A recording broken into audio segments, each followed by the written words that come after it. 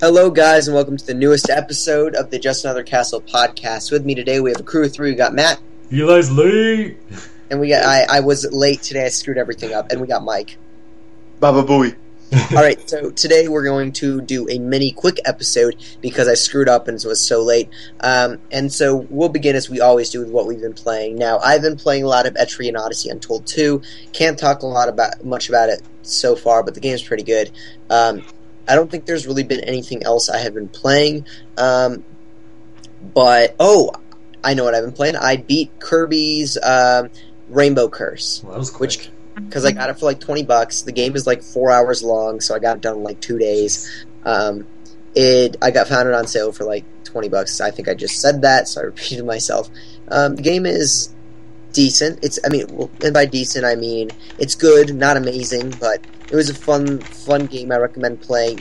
Now, of course, since the game is like 4 hours, there is some replayability stuff, but if you're picking up the game, you should probably know what you're getting into when you're going in.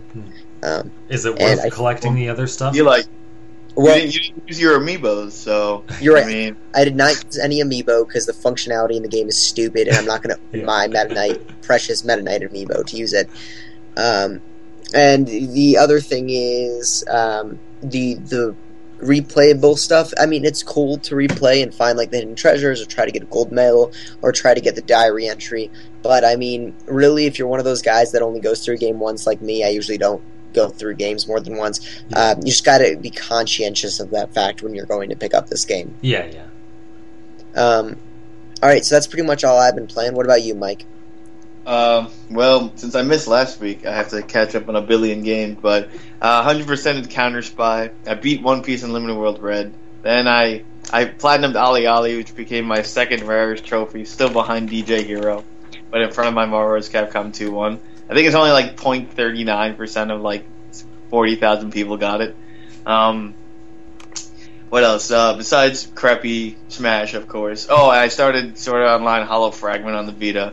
I feel like there's something else I did, but it's just so much stuff that I just can't remember, man. What do you think of Ryu in Smash? So do he's you so hate good. It? Oh, okay, cool. Yeah, I wasn't sure if you would good. like the idea or if you'd like playing him or whatnot. There's like three things the way I feel about Ryu. One, I like how he's really unique, and they left him very Street Fighter-esque, while at the same time fitting him in Smash. Like, I think that's a really good game design, you know what I mean? Yeah. Like, he's got 6 different, like, attack tilts and all that. Like, a lot of his tilts are, like, really good shield damage. Basically, if you know how to play Street Fighter, you would be really good with Ryu, because a lot of his frame data is, like, super good. Like, if you actually Dragon Punch instead of up B, the Shoryuken, like, if you actually do it the correct way, you have invincibility frames in the beginning, and it has more knockback, so you can do that to break up combos, etc. But, I mean, I really like all 3 DLC characters, and I'm glad that Hyrule Castle is going to come back. Lucas is probably the worst DLC character, but on a side note of that, it was like, Roy's actually a really good one with his short hop cancel nairs are really good. The B, his neutral B has no end lag, or only like 2 frames of end lag, so you could act right out of it. Up B on ground has super armor, and it kills. And he's also awesome. Like, they wouldn't be top 10. Ryu has the chance to be top 10. Roy might. I think he gets bodied by some of the really top tiers, but they're like really good characters. They're like already better than half the cast. That's because they haven't been nerfed yet. Just Diddy you wait. Again, man. They'll get Diddy Konged. Yeah, they nerfed him again, man. So I came dumb. in second in my last 3 tournaments. I only won 130 plus like 60. Oh, plus only. like 32. Yeah, well, I could have. My brother beat me, and he got $193. It was bullshit, man. Bull. But once that Rosalina and Sheik nerf come, we'll be all Gucci.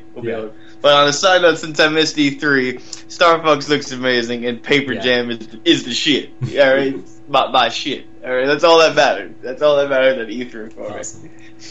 Awesome. Did you get to play Guacamelee? I actually haven't had the time. I downloaded it, but I have not got the time yet. Like, I just keep telling myself to play other Wii U games, but I just keep turning on Smash. Like I like you, dude. I only need like one more race to finish Mario Kart 8, but I hate that game so much. And it's like Hyrule Warriors. Like I'm never gonna finish it. Like I hate that game too much. And luckily, there's no trophy system, so I'm not tied down to it. Well, Matt, you achieved quite the feat. You made him turn on the eShop, which I think is like a freaking record in itself. Well, that's because I had to give it to him. Yeah, see, that's the only way I'll play these indies, unless it's like I played Counter Spy. That was a mediocre indie. I mean, it wasted my like 10 hours of my life to get like 12 trophies, but it was cool the first time. Then I was like, this is so indie and terrible after I played it. Counter Spy was a fine game, but it was not like a great game. So yeah. What about you, Matt? What have you been up to?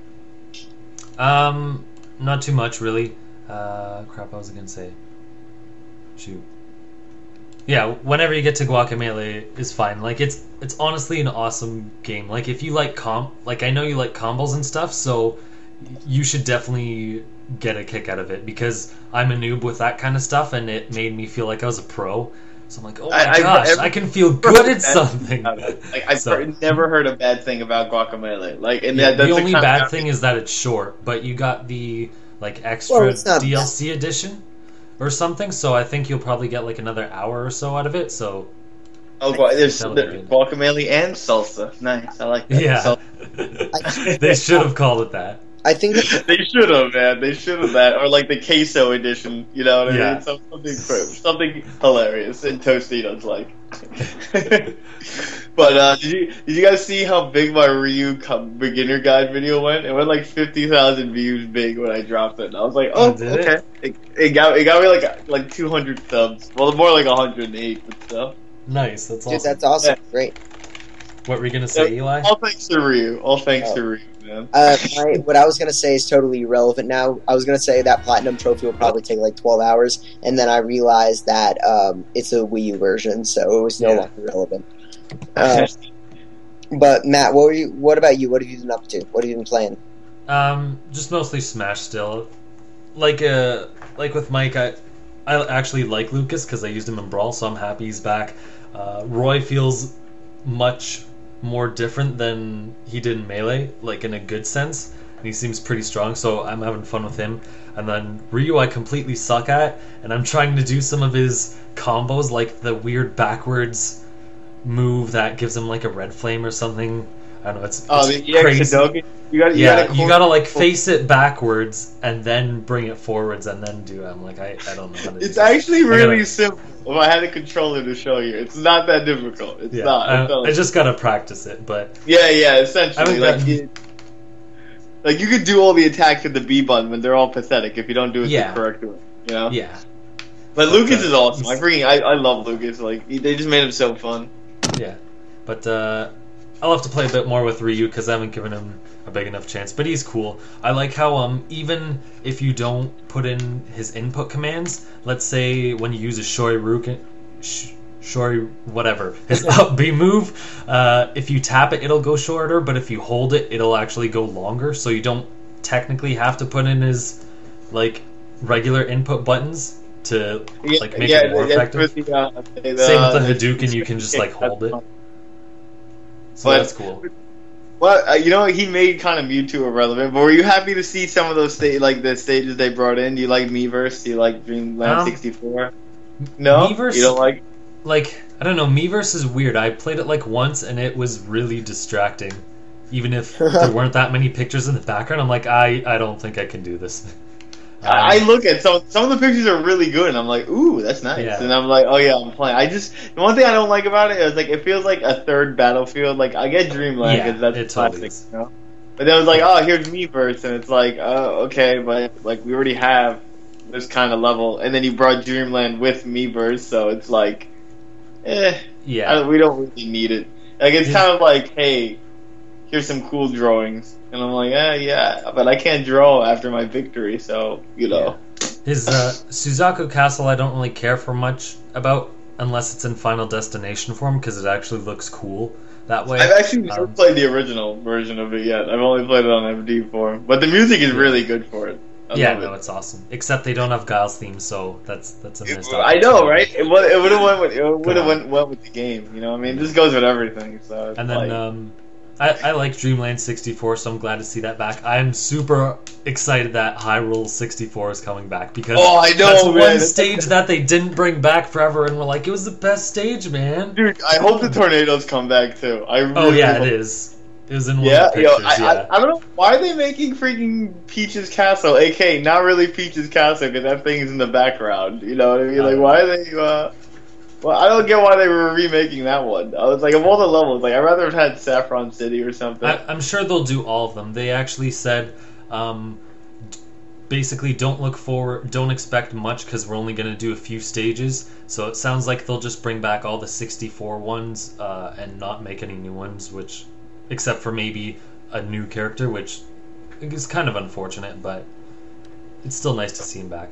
I wish they would make stinking Star Fox's level actually big again because they kept shrinking it down in each iteration, and then that kind of like screwed it up for me. Oh yeah, I wish they just brought some 3DS levels over to the Wii U, but that's not gonna happen. I feel like it's already done. Come on, like, all right. Anyway, I'm sorry to cut you guys off, but I was gonna say that's all I've played. So go on. All right, yeah. Sorry to cut you off. I think we should move into a little bit of news, since we do have the shorter podcast today. So I'm just going to go through some of these. I will just read off the headline, and some of them I'll actually lead into a discussion because we've got so much news. We didn't do any last week, so it's literally like E3 plus everything since then news. And so number one, this is the Amiibo section. Thank you, Matt, for putting this together. Number one, Reggie said that they pretty much have to double or triple their estimates for Amiibo in order to meet demand because there's so much demand. Also, there are some reprints popping up of Wii Fit Trainer, Villager. Pit is popping up in Toys R Us's. So just look out for them because they're appearing at different retailers. Also, Reggie pointed out that pre-orders are totally up to retailers. Nintendo is not going to be putting up any sort of guidelines for retailers in terms of pre-orders. They can do it however they like. Also, the Chibi Robo game will be sold on its own. Right now on Amazon, you can get it for $30 on its own, but it's $50 for the bundle with the Amiibo, which is a little ridiculous in my opinion, but, crazy people like me are going to buy it. And then, so, it looks like the Bowser and Donkey Kong Skylanders are not going to be standalone.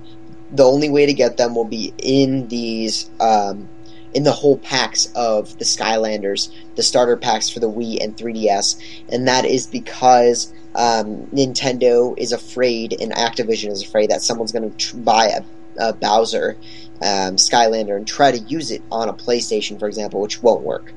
So, that's the reason for that. I was also hearing rumblings that there might be more Skylanders other than just those two.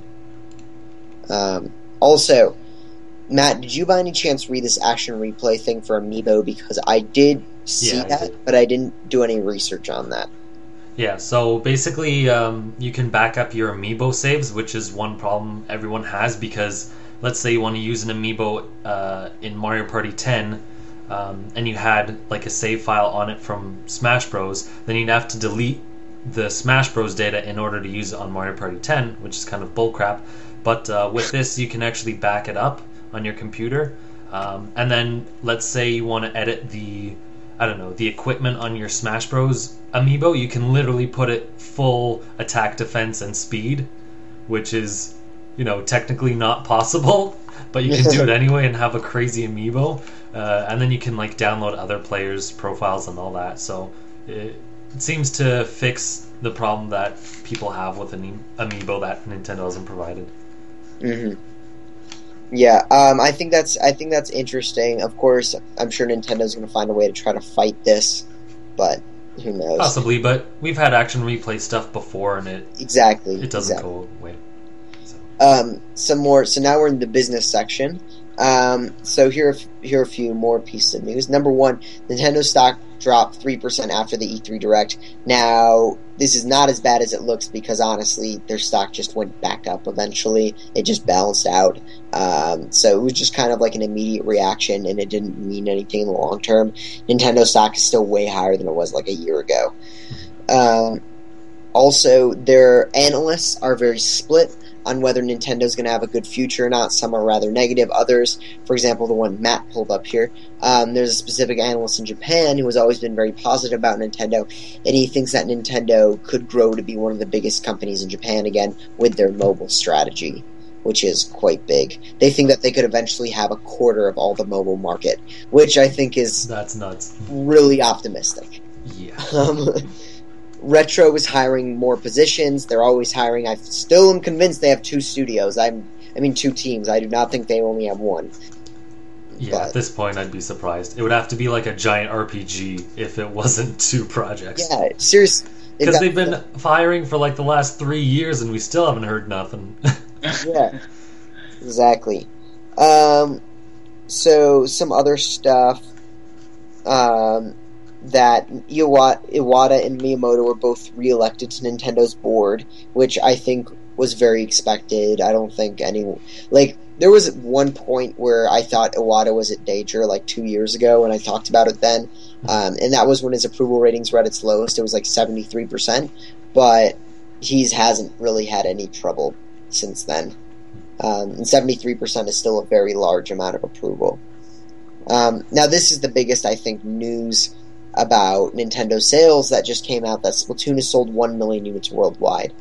None of you have bought this yet. I want to.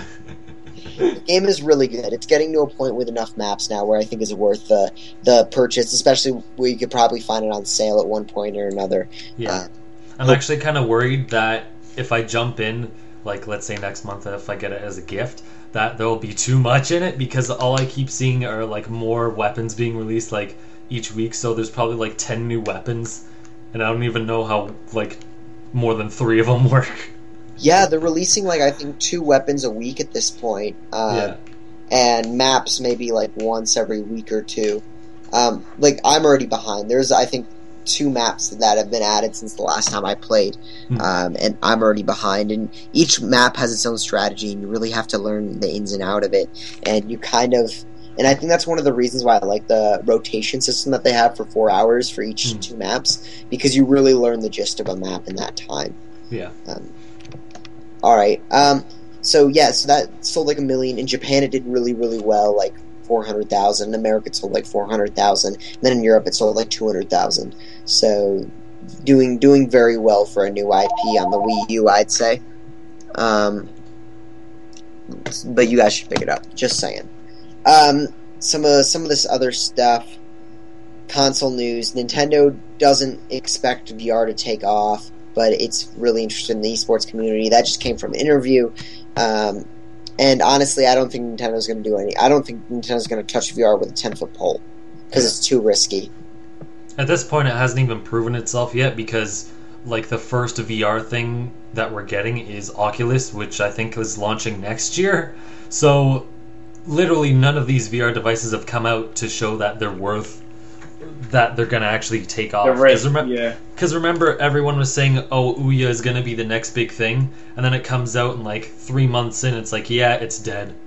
So, like, I think VR will do better than that, but I still don't think it's worth banking on. You gotta compare it to the PlayStation 1 and then the PlayStation camera, and it's all oh my god, we need this 2 months later. What's it? We made like 1 game for it, man. You know, with Jack and Daxter and Sly. Well, and I think VR is going to be a little different because you have a whole companies that are supporting it. Like, it's not just one company with one game, but like you got like 4 of them. Rifts. Well, I've used the Oculus a few times. Actually, last year I was at DreamWorks, used a whole Oculus How to Train Your Dragon 2 thing. I got to ride this dragon while pulling a handlebar to control him to go up and down, and I would shoot flame balls or flame throws. What the hell do you call it? Singular flame shot. You know what I mean? But I used it, and I was pretty awesome because they also put a fan to my face while I was doing it because I was flying in the sky. I was like, oh, that was cool. And I redid it again. I'm like, that was it. It was cool. Like I lost the allure after using it once. Like it's not replacing TVs. You know what I mean? Like what's its big catch? Yeah. It's a niche. It's for a niche market, I think. Yeah, I think I don't know. for me, VR, it's like the technology isn't there yet to a point where it can be mass market. But with so many companies investing in it, I'm sure they're going to be quote-unquote multi-platform VR games. And I think it's going to get to a point where there's going to be enough support to where if someone were to pick up a VR system, there would be enough games for them to enjoy. It wouldn't just be like a PlayStation camera. Well, who knows? Remember, PlayStation also had 3D games? Well, that once again... I mean, that's... Once again, that was just one console. I think the fact that you've got Oculus, Morpheus, even HoloLens isn't VR, but when you've got Oculus supported by Microsoft in that partnership, and then you've got all these smaller VR machines too from smaller companies, I think there's going to be enough support to make it a platform. Yeah, you could still though say, remember motion controls? A bunch of studios did that, and then that's true. That didn't take off. I don't know. I think it'll have its own market, but I don't think it'll be super popular because I don't think it's the price is probably going to be too high for most consumers to care. So there's only going to be a small crowd that'll care for it. Yeah, I still think it looks really cool, and I'd like one, but I don't know if I can justify it. Yeah. Some other news: there's a new Miiverse restriction. If you get banned, it's not just your account; it's all the accounts on your console.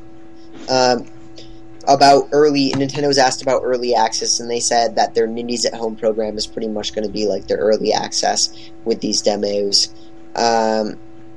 There's another rumor that NX is going to run Android games, even though it's not Android. It's going to emulate an Android type system. Mm-hmm. There are actually a bunch of rumors coming out about the NX, and even to the point today where there was a rumor on some random ass WordPress blog that people were reporting on, which I think is BS. I'm like, do not report on a non-credible random WordPress blog. But pretty much the rumor was that the console's going to cost like $150. I put that in here. It's a good thing to talk. It's an interesting thing to talk about. Yeah, I think the proposal is interesting, but the rumor is BS. Yeah. Do you want to get into that now, or go through the other things? I put it down later. Sure. We can get into it now. Oh, okay. Is there something you want to say on it? Yeah, so it was like a double pack rumor. So the first part of it was that Diddy Kong Racing 2 is going to be for the NX made by Retro Studios, which sounds like horse crap. Because how the heck did Retro Studios spend 3 years working on a gosh dang racing game? Because the guy who claimed this was happening wrote it like a year or two ago, and basically it summed up to Diddy Kong wasn't in Mario Kart 8, so he's in Diddy Kong Racing 2, which doesn't make sense. They could have put him in both. Then what else did I read about this? Monster Games was they claim Monster Games was helping Retro develop it, even though they were working on the Xenoblade 3DS port, which probably took most of their staff, if not all of them. The only real thing behind it was that Diddy Kong was trademarked in Europe like 2 weeks ago, so that's pretty much the only thing it has a leg to stand on for that. Yeah. I mean, that room, I can't understand why credible websites actually reported on that, because we should have just left it to die, to be completely honest. Yeah. I don't think that a random, I understand if it's a bigger site, but a random WordPress blog, I can't do that. I don't know. So, yeah, the NX part of it was that apparently Nintendo is just making a slightly better Wii U. It says higher memory and more balanced CPU. So basically it's like, here we put out a bad console, here's the giant patch for it, you gotta pay $150 for it. And apparently the reason for having such a lowball price was that they didn't want to compete directly with Sony and Microsoft, because if they charge $400 now, they're not going to be able to sell compared to Sony and Microsoft, who are also paying $400, and no one's going to spend another $400 from a PS4, Xbox One to Nintendo. So that was the reason for that. But I don't know, that doesn't sound right, just because, for two reasons. One, that sounds like financial suicide to release a console that cheap, because then how much more powerful is it if it's that cheap? It doesn't sound like it would be on par with the other systems, so then why bother even releasing it's 100% not going to be on par, and that's why Yeah. I think this rumor is BS. Like, I mean, sure, Nintendo could be crazy enough to release another system that is way weaker than the PS4 and Xbox One, but seriously, like, do they want the perception once again of being the weakest console for another generation or two, or however long the NX lasts? Like, there wouldn't be a point in releasing a new console now for $150 and then still not being on par with the other system. It'll be like, okay, well, you barely support the Wii U, why should I bother with this? It's going to be no different. And then the other part I thought was stupid about it was, the fact that, like, several Nintendo executives, like Miyamoto and whatnot, said NX is like a brand new concept. So how could this be a brand new concept if it's just a Wii U with, like, better RAM? Yeah. Like, what would they add on to it? Yeah. That doesn't fit. Although it gets me really curious because it says that that the reason they're not showing off on X is because they're afraid a competitor's going to take their idea. Yeah. Which... So it can't be the exact same... It proves this rumor false, because if it's a brand new thing, like, this is just, here's a Wii U Plus. Although, man, that makes me super duper curious on what the NX could be. If they're being so secretive because they don't want anyone... I mean, I think it's pretty obvious at this point the NX is a 2016 console. And they probably didn't want to announce it because they're afraid someone's going to steal their idea. In fact, Miyamoto was the one talking about the fact that the reason the Wii U didn't do so well is because tablets took off before they released it. And so, man, their idea must be something freaking mind-blowing if they're keeping it behind so many walls. I hope so. Although, let me tell you, I really hope it's not a Fusion. I know a lot of people really want a Fusion. I do not want a Fusion. Because it's just going to end up being super-duper expensive, and people won't buy it, which I think would really hurt Nintendo. Yeah. Although, if it was a Fusion if it was a Fusion console that sold in two separate parts, I think that would work. Like the Nintendo, whatever rumor was, but, you know, like the base and then the port or whatever. Yeah, the only thing I could see is if they said, if you buy this console, it'll also work on your new 3DS. Because that's what I was thinking before with the Wii U, and then that's clearly not going to happen, so maybe? But if selling a $600 console, that's not going to work for them, I don't think. No, not at all. Alright, some other stuff here. Miyamoto is working less on hardware side, more on software side.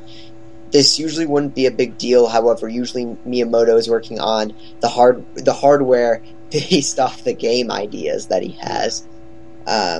Which I don't really know if this really means anything for the NX. Maybe they aren't going to have some crazy game that's the only use for that game, or the only use for the console is this one game showed off with Nintendo Land. Who knows? There's a rumor that Nintendo is talking to third parties this year about the NX at E3, which brings to my mind two things. Number one, good thing Nintendo is talking to third parties. But number two, if the NX is coming out next fall, is a year and like 3 months good enough time for third parties to develop stuff for this new platform?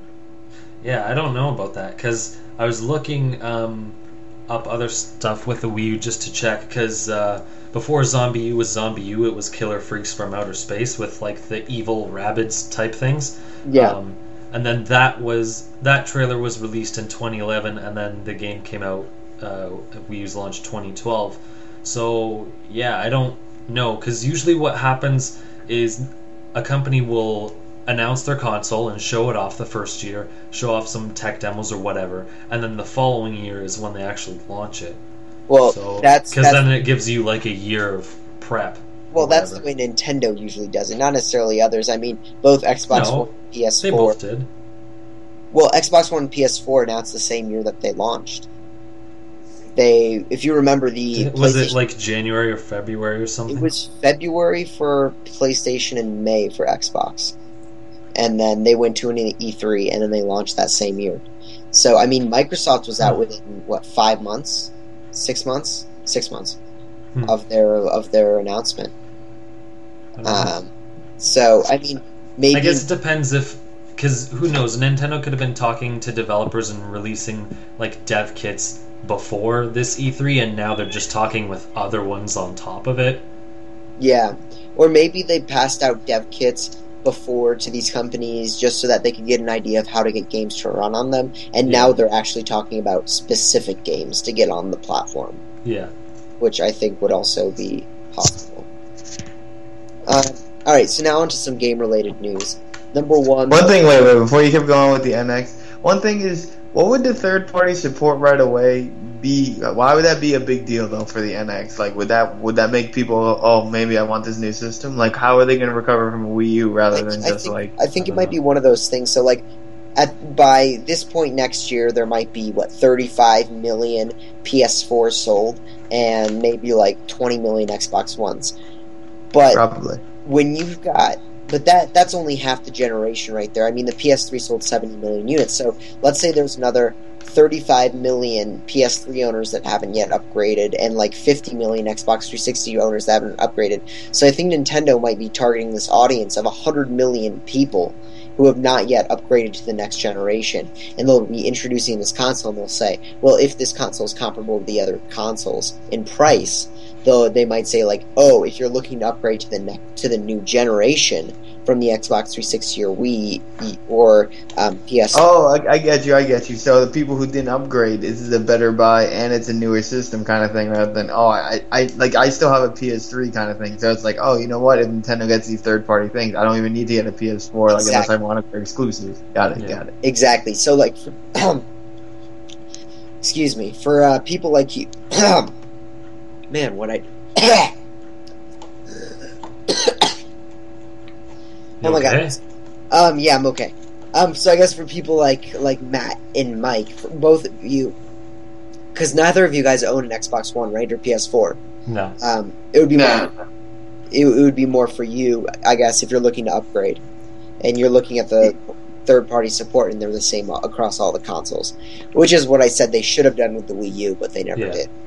Honestly, I think it'll be hard the Wii U was hard to develop code for, not as hard as the PS3, but wasn't it it's too much work, or I don't know. Actually, no, I felt that was the excuse, because everyone's like, oh, I don't want to develop for the gamepad, and it's like, yo, you didn't have to, you know? Yeah. No, I heard it was comparable to the 360. Yeah, that was when it was Project Cafe. That was on the posters for it. That's so what it wasn't I heard that. too. Yeah. The only thing with this is that I don't know if people will be trustworthy that Nintendo, even if they show off, hey, we got third-party games, I don't know if people will be willing to trust them because they already got burned with the Wii U. Because with every game's launch, you can't, whatever they say in the first year is honestly bullshit. Because they'll say whatever they want, and then after that they can do whatever they want. So they'll be we have third-party support, and then they all leave. Yeah, if you remember EA and Nintendo. Yeah, unprecedented partnership. Unprecedented relationship, yeah. It'll be the quickest partnership to die. That's what makes it unprecedented. Yeah. I mean, there were some third parties that supported it, like Ubisoft and EA at the beginning. But the important, not all games were supported. Like Tomb Raider, I remember, that holiday, or the spring after the holiday season where the Wii U launched, Tomb Raider came out, and South Park came out, and I think Dark Souls came out. Yeah. And none of those games came to the Wii U, even though it was the year after the Wii U launched. And then in the summer, Grand Theft Auto didn't come over. But I think if Nintendo's console got every single one of those third-party games, as I've been screaming about, then I think that would help. Yeah, for sure. All right, so moving on, some more news here. Number one, there will be new 3DS exclusives coming out, but they're going to be downloadable. It doesn't look like Nintendo has any AAA games in development. Now, this may also be tied to Unity. Also, some games, for example, The Binding of Isaac Rebirth is a new 3DS exclusive, or not exclusive, but it's not coming to the non-new 3DS. So it's probably just going to be in the downloadable space where this is going to make a difference. Some other stuff here. Armacrog is... this actually came from me. I'm the one that wrote this article at the very beginning. Armacrog is coming significantly later to the Wii U. I talked to the developers at E3 about this, and I wrote up a little article about it. But pretty much, Mike, would you like to repeat your point that you wrote in here? You mean Matt? Frick! You got it right the last... Mike, you should have... It was hilarious. Last time he got it right, he got my name right because you weren't here. So there's only one person no, you know what? to talk to. Alright, so you can get the name right. Alright, yeah, so I guess I'll repeat my point, Eli. My point was that I think I read the Go Nintendo article. Whatever. I saw a bunch of people complain in the comments that, oh man, they're releasing this later. It's so dumb. They should just make it the same as the other ports. But with a bunch of other indie games that say, oh, we'll just release it the same, then they're complaining, oh, well, it doesn't have off-TV play, and I wish it had these features, and blah, blah, blah. And I'm just like, what am I here? Basically, they're damned if they do, damned if they don't. And this developer is actually putting in some effort into doing something unique with the gamepad. And from their Kickstarter, it looks like it'll be, pretty cool additions to it. So I think if the wait's not like 6 months, then it'll be worth the wait. So I don't know. I commend them for doing something different, but people are fine to be weary because Watch Dogs said, or Ubisoft said that Watch Dogs would have cool features, and then they just put a map on it, and it released 6 months later.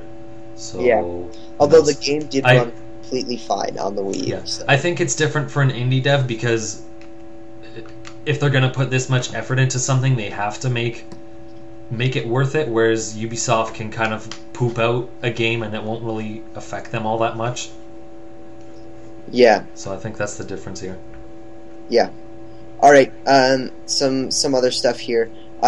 You put down a list here, Matt, of some Nintendo-like games. The first one being Fast Racing Neo Wii U, which looks like F-Zero and Wipeout. I actually played it, and that game was really, really, really fun, and the game looks really, really good. So I'm really happy that's coming out. Aquamoto Racing looks a little bit like Wave Race, and then you got Axiom Verge, which looks like a Metroid, like a modern-day Metroid. And by modern day, it still looks like an 8-bit game, but a little bit like Shovel Knight. It has some more modern mechanics as well. Yeah, it's classic 2D Metroid. Yeah, I figured our Nintendo fans wouldn't. Those games haven't come out yet, so except for maybe Axiom Verge somewhere. So just look out for them because I think they're games that are like Nintendo IP that you probably won't get from Nintendo for a while. So look for them. All right, some other stuff. News here about Devil's Third and Fatal Frame. So there's a rumor that Fatal Frame is going to be eShop exclusive in the US. And then the same goes for Devil's Third. There's not a ton of evidence to back this up. For the Fatal Frame side, there was an eShop icon instead of box art, I think on the official Nintendo page or something. Yeah. And then as for Devil's Third, Tobunobu Itagaki, who's the guy behind Devil's Third, he was talking to some people on Facebook, and someone said, and he was just saying, don't worry, it's still going to come out in the US. And then someone said, is it going to be download only? And Itagaki liked his comment. So I guess people might be reading into it a little bit too much, but he didn't like anyone else's comment except the one that said, will this be an eShop exclusive? So there are some subtle hints where we're thinking that these two games might not be retail releases in the US. Yeah.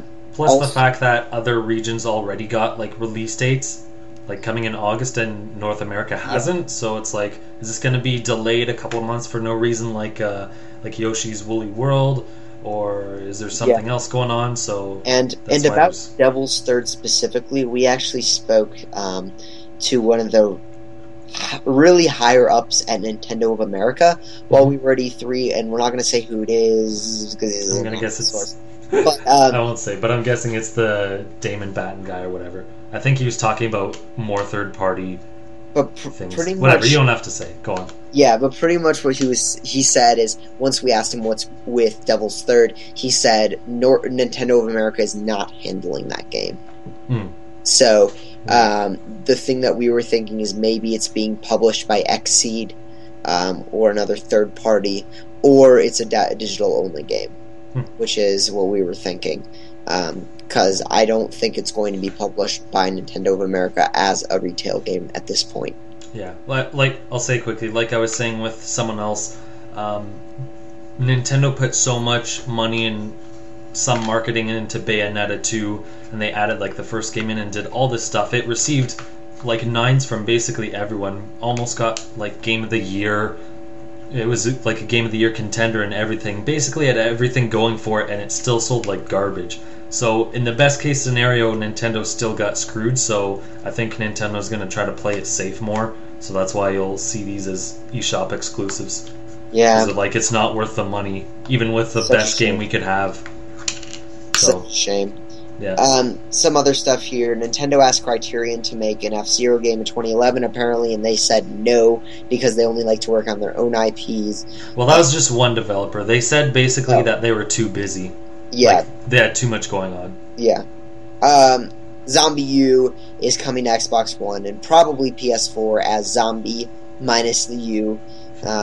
Now, the comment I made at the end of this, everyone was freaking out about Zombie 1 for Xbox One.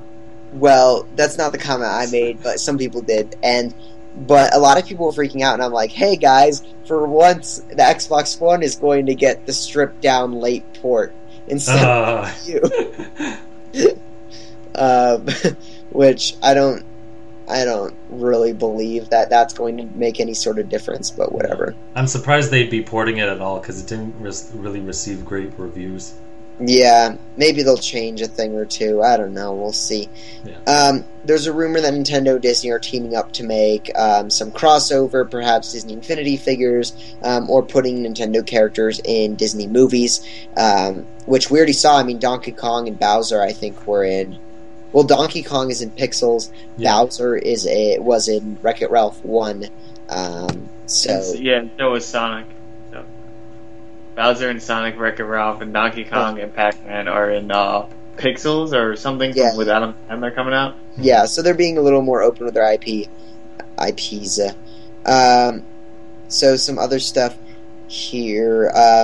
Super Mario Maker is going to come with 100 pre-made levels, which I think is the reason why I will buy the game, because I don't care about creating levels, but about those genius, amazing levels that I saw at the Nintendo World Championships that I want to play and die and play and die. I think I'll probably recreate like a Mega Man level, and then you'll have like the fire ability instead of his shooter.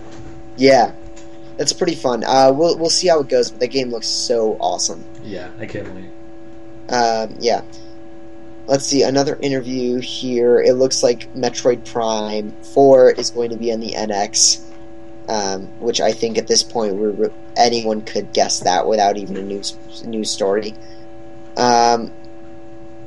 Boo, more Prime. Boo. I think Nintendo, a lot of this other news is Nintendo acknowledging the fact that they screwed up at E3 and that they'll make it better. And I mean, I don't know how much other really important info there is here. I'm just scanning through some of this other news that you pasted in here, Matt, and I can't. Hey, I collected it. I collected the good news. It's not my fault we skipped news last week and we got it. My bad. I'm just trying to. I'm looking. While you look for it, I'll just talk. One thing I thought was cool was Sakurai said he almost considered cutting Pac-Man from Smash 4 because of if he was forced to use his modern TV design, which everyone hates. So that was interesting. It's like, I'm not putting this crappy-ass Pac-Man in it. And then the other thing is that... Super Pac-Man 2, that's even worse than Ghostly Adventures Pac-Man, alright? And then he said the next Smash Bros. Characters will all be from fighter ballot submissions, and that there will be several more characters, so there's probably going to be at least 2 or 3 more. So, we'll finally get characters, and I hope we get Vatty, because I'm rooting for him. And Banjo and Kazooie, obviously. Alright. I actually found a few pieces of news here. Well, why are we talking about Club Nintendo closing and what game I should get with my... The Club Nintendo is closing tomorrow, so go ahead and get your games. By the time this is published, it's already going to be a week long. Alright, but on a serious note, I have 1,300 coins, so... Let me correct my statement. Club Nintendo closed 5 days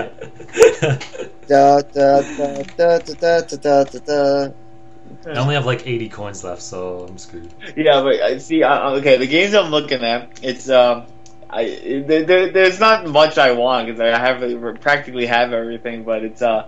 I could get Lost Levels, Earthbound, Mario Land 2, Link's Awakening, Brain Age Math Express, Harmonite all together, or I could switch out, like, get rid of the 2 of those games, get New Super Mario Brothers 2 with it, and then, like, 3 of those games, or We Fit You, or Brain Age Concentration Camp.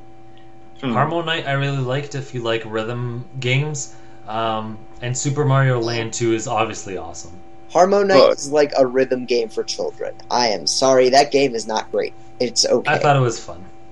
It's Alright, well, what about Brain Age Concentration Camp? I mean, I'd rather have New Super Mario Brothers 2 physical anyway. I love how you call it what I call it. I don't know, I never played whatchamacallit, so I wouldn't know.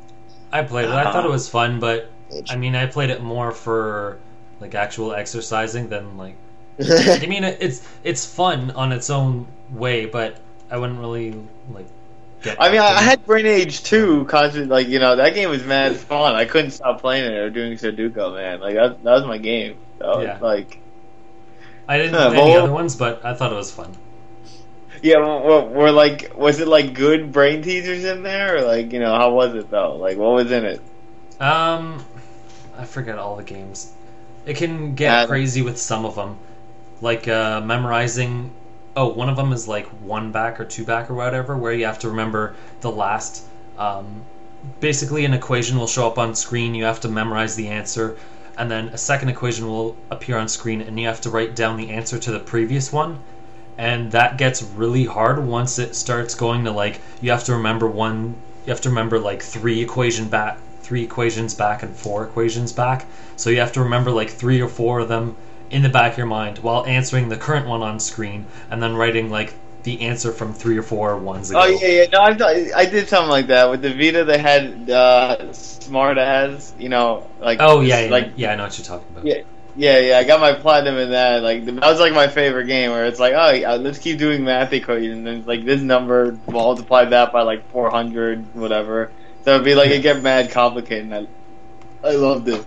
And this Harmonite, even though it looks kiddie, it looks pretty cool though. I'm not gonna lie. It does like the design looks really good. And it's made by Game Freak. Did not know that. Yeah, it is made by Game Freak. It was one of their side projects. The game is fine, I guess, not really, but like compared to other rhythm games, it is very, very simple.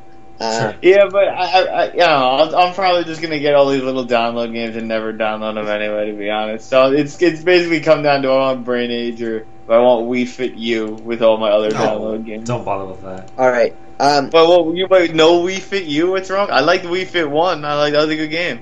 Okay, Yeah. I want to move on, Let's go on a little bit.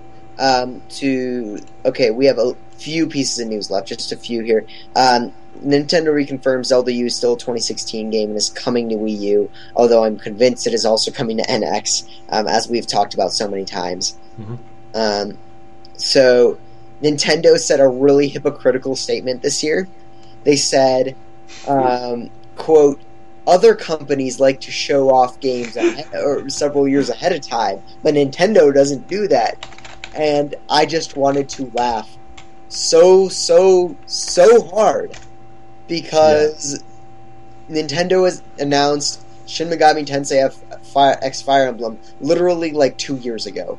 Yeah. 2.5. Well, I wrote down, they wrote, the games that showed up this year that they've announced several years ago were Yoshi's Woolly World, Xenoblade Chronicles X, Shin Megami Tensei Cross Fire Emblem Fates, Pokken Tournament, which, whatever, I guess they didn't show off this year, but it was still shown off a couple of years ago, and then basically every Zelda in existence. Yeah. So pretty much half of their announcements were games we knew like several years ago. Man, so it's like, shut up, Nintendo. Some of the things Reggie says, I'm just like, What are you doing? It's like he needs his own PR team. Yeah. Last piece of news which I wanted to talk about is Pokemon Shuffle is coming to iOS and Android. I don't know whether this is like... They said they'd release one game before the end of the year. I don't know if this is their one game. It might be, or it might be something new. We don't really know.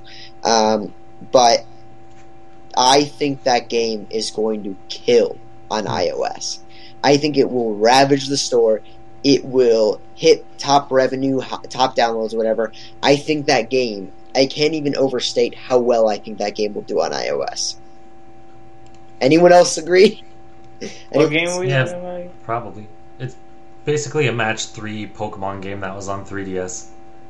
Oh, The 3DS whatever. version was downloaded 4.5 million times, which is like 10% of the 3DS install base. Now, Yeah, but how many people owning iPhones will care? okay, Yeah. Because there's already like 10 million match 3 games, so okay, how is this yeah, going to separate it from but it's Pokemon. I feel like even if I don't know. 0.1% of iOS and Android users bought that or downloaded that game, that's still like 10 million people. So Yeah, I I don't know. There's definitely a bigger market for it there. I think that game is going to do really, really, really well.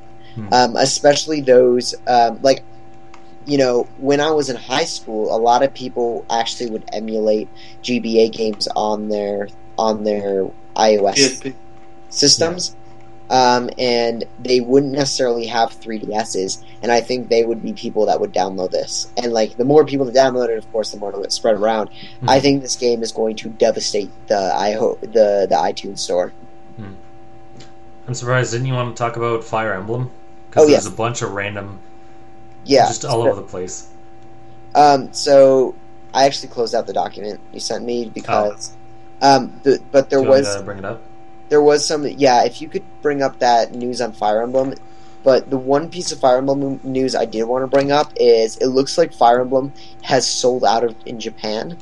According to this data or not data, but the tweets right now out of Japan is that as of right now, Fire Emblem Fates has sold more than Awakening in its launch week, and that it's virtually sold out. So that's kind of amazing. Yeah, that's.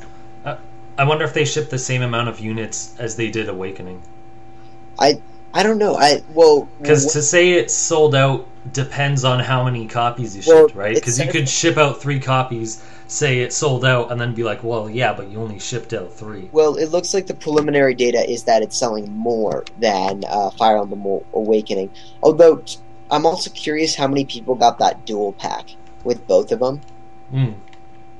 That's also another thing I'm curious about. I think what I've decided is that when that game comes out in the US, I think I'm going to buy a digital version since the other path is only $20 more, as opposed to buying 2 games. Yeah. Mike, Matt, goddamn, Matt, did you pull up the little news or whatnot? Yeah, do you want me to read through it? Yeah, do you want to read through it? I didn't. Sure. I was skimming too fast. I missed it. So there's a bunch of things that came out about Fire Emblem. Only one in particular people talked about, but I'll go through it. So basically, this is the longest Fire Emblem game that they've made. It's 28 chapters compared to I don't know how many chapters the other ones are. I think it was like 13. Not 100% on that one. Okay, so it's basically double. That's nuts. There's 5-on-5 multiplayer. The characters are chosen randomly from your save file. That's weird. Random battles can have standard rules or items. The Fog of War, I'm not sure what it is disabled for online play. The other thing that I'll get to before whatever, there's gay relationships in it, so it's weird. People are calling it like this one's the gay edition and this one's like the lesbian edition because in one of the versions, so I guess before I have to go into that, they've confirmed that the garbage system of having 2 copies a la Pokemon style is coming over, so one is Birthright and one is Conquest. And then there's the third DLC, which they've said is as big as Fire Emblem Awakening coming. For Japan, it launches in June, and then the game launches in June, and then the DLC comes out in July. So I guess like within a month after the game releases, it'll come out. But basically, there's one character in one version that can be have a male-on-male relationship, depending on your character you choose, and the other one can have a female-female relationship, which is weird that it's split, but then again, the whole game is split, so it's not really a surprise. What was I going to say? Oh, I was going to say the one thing that kind of bugged me about this, I don't care if it's in it or not, but the media spun it like it's so amazing. It's like, okay, like it's fine if they have it, I don't care, but I don't know, people kept focusing on this as if, oh, every game has to have this because it's like, no, they don't. I understood with Tamagotchi Life while people want it, because that game is literally like recreating all of your friends and family or whatnot, so it makes sense there and putting them in weird situations. For Fire Emblem, it doesn't really make sense because the marriage aspect of it was so that if you have a kid, they inherit your abilities, so that doesn't really work. But I mean, I guess good for those people who want it. Instead, in lieu of like having children, you get a special combat rating. I don't know what that means. I guess you get up stats or something. But I thought literally all online douchebags and mainstreamers only care about stupid shit like that. And it's like, dude, who cares? Like, if the game is good and the story's good, I really could give a crap if my fake anime figures can be together, you know? I think it makes Nintendo to be like good guy Nintendo or whatnot. Also, I think there would have been... I think they're kind of trying to avoid outrage at this point for any sort of reason, because if they didn't include it, maybe there would be a small minority of a small percentage of the internet that would scream so loud to where that at that point the mainstream media picks it. I mean, when that Tomodachi Life thing happened, the mainstream media, you know, like Channel 7 News or whatever on local outlets, were picking that up and saying how homophobic Nintendo was, which is complete bullshit. So I think Nintendo is just trying to take a precautionary measure. I think the way they went about it was fine. They just like listed it in their details. They're not trying to be like EA or someone else where they're propping it up like, look how quote unquote progressive we are. We're so amazing. Come buy our game because of this one aspect that like makes no real difference. But man, that actually generated a lot of buzz. When we wrote up our article on Nintendo Enthusiast about it, I think by the end there were over 150 comments.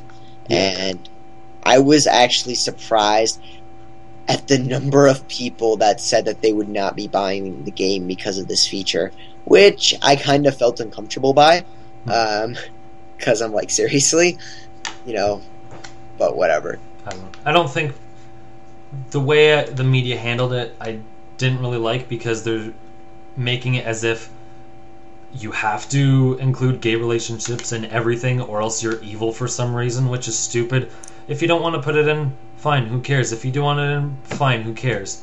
The only other thing about it is some people are complaining that it's limited to one character, which, I don't know, it's weird in one sense, but in another way it's kind of good, because honestly I hate the aspect of like Mass Effect where it's like you go to anyone and you can have a relationship with them regardless. It's like, oh my gosh, you're amazing, I'm gonna kneel to your mighty genitals for no reason. I don't know, I think that's kind of weird. I'd rather have predefined characters. I mean, technically they can swing both ways depending on your character, but I personally like it. I think it's better for the story if you make predefined characters rather than have them bend to your player character's will. I mean, I kind of get it, and the argument I would make about the one character thing is that, you know, I'm sorry, but gay people are the minority. Yeah. And so with 3% of the population being gay, does Nintendo really need to invest the resources to make the same equal number of branching relationship paths for the 3% as they do for the 97%? Yeah. I'm glad. Thank you, because I'm glad someone like else said it besides me. Because it's true. Like, it's a small minority. Like, how far are they gonna... Like, people are gonna complain on either side. So how far are they gonna have to go to, like, make it until someone is happy with it, right? Yeah, and I mean... But I think the interesting thing... I don't think it's necessarily bad that there's only one for each side, because both... The game is split into two because there's two different stories. So I think it's interesting that they split, like, one for each side, because then they can give them, you know, a more interesting backstory based off of what story you chose, right? Like, this one is related to your family, and then this one is related to whatever. I think we really still have to see, though, how different these stories really are. I really hope that there's actually some amount of difference. That's what I'm hoping. Because then it's just like... Because Mike will probably know more about this, but Kingdom Hearts, both collections or whatever have... Sorry, no, Birth by Sleep was a PSP game, and that game had like 3 different story arcs to it, and a lot of other JRPGs have that as well, so it's like they don't charge you 2 or 3 times for it, so I don't know, I don't really like how Nintendo's doing this. Yeah, I don't like it either. But the other more interesting fact that came out after that I saw in a couple of forums is basically they're doubling down on being a dating simulator. So they already have have the face petting mechanic, which is creepy enough. Then they have the hot spring scenes. Now, if you customize it, go on. Sorry, I saw Fire Emblem characters in bikinis. Yeah. So what happens is, like other RPGs, if basically you can strip your character down when you're changing their clothes or whatnot. It's like, okay, you don't really need that here, and it seems more like attempting to the otaku like waifu crowd, but also like you can rotate and zoom in on them in their underwear.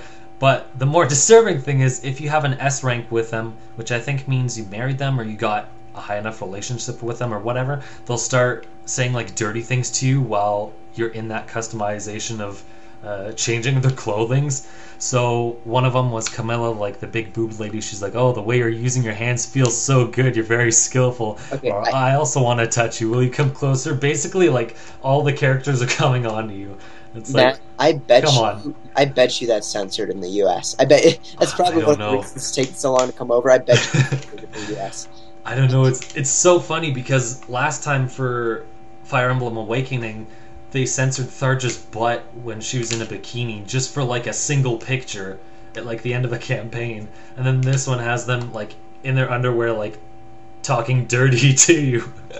So it's like I wonder how censored this game is going to be, or if it's censored. Yeah, they'll probably censor it. Not only that, but that's just that probably explains why the game sold so much better than Awakening.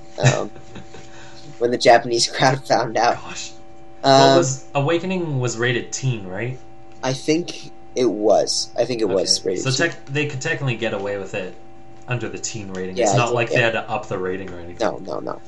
All right. I think that this will be good. This short podcast ended up going for more than an hour anyway. Yeah. Great job, team. Thanks, everyone. Less than the other ones that were like 2 hours and an hour and a half. So we got regular time. Thanks to everyone for listening. Why don't we just go around and, as always, just plug our stuff. I'm Eli. Follow us on IGN. Follow us on Twitter. Nintendo Network 64 on YouTube. I will try to be putting out some previews from E3 on my YouTube channel. Some other stuff. Check out NintendoEnthusiast.com. That's where I write my stuff. Also, we just launched Xbox Enthusiast, so check that out as well. What about you, Matt? Alright. Oh, you got my name right. Thanks. I am Matt, also known as the Mango Viking. I meant Mike. I'm just kidding. Sure. I'm the Mango Viking on Twitter, Facebook, and YouTube, and I'm hoping to do something special soon enough. I don't know. I guess I can't really say it because every time I say I'm doing something, it ends up like not coming to fruition. So yeah. All right. Well, what about Mike? I'm Joyful Buster on Twitter and Twitch, SMB64, Regular Gamers on YouTube. I'm probably not going to be able to podcast as much, guys, because I'm kind of in the Fire Department Academy, and I'm going to be pretty busy for the next few weeks. So, yeah, that's what I was trying to say last time in my last blog I wrote that nobody read. I read that. But stupid Livefire doesn't give you notifications, so you probably didn't know. I'm gonna go read it right now. And then, yeah. All right, but So I got that going, and then So I'll definitely hit you guys up and see, when I can, kind of thing. But yeah, let's see how that goes in a few months, and then boom, baba booey. Is it a situation where if we recorded on like a weekend, you would be able to, or you'd still be busy doing? Oh yeah, I'm free on the weekends all the time. Okay, because we've switched our like recording date a couple of times before, so yeah, we can reschedule. I can do like early Sundays, early Saturdays, also. I can do any time, to be honest, on the weekends, like any time, because I'm just gonna be freaking banging this out like Monday through Friday, like getting up at like 5, going home at like 6. And then I'll be like, oh, I'm tired, but I gotta study and eat, Yeah. And then, that's about it. But, Yeah, that's not mainly the main thing. But if I get that partnership on Twitch, though, that'd be cool. That'd be cool. Awesome. But yeah, no. So I'll be playing it by ears. But thanks guys for always having me. Yeah, just messages. Of course, and yeah, we'll try to find a new time then, so that we can keep you on, because everyone loves you and you're ranting, you're raging, and you're. Yes, man. Yeah, I got you guys. Like, I mean, it should still be good. Just these first couple of weeks are gonna be tough because adjusting to it. But then that's like, oh, I'm used to it, kind of thing. Yeah. Yeah. Sorry, before we go off, I did want to mention one last quick thing. It was just an interesting thing I found out. The Great Ace Attorney, the Phoenix Wright game for 3DS, apparently uses motion capture, which I found really interesting because it's a handheld game and motion capture costs like a crap ton of money. So I find it weird that they're using something like motion capture, which isn't really necessary for this game. Also, for reference, the only other handheld game I could think of that used motion capture was that nightmare-fueled Pikachu game from Hell. That was a detective game 2 years ago. Yeah, that you haven't heard of, that might have died. That never came out in the U.S., huh? No, it was just like a proof of concept or whatever, and then they're like, yeah, it may not be out for 2 years, and it's 2 or 3 years later. You haven't heard anything. So it's probably dead. Yeah, maybe. Alright, well, that's super weird. Well, thanks everyone for listening. We really appreciate it, and we'll see you guys next week. See ya. There we go.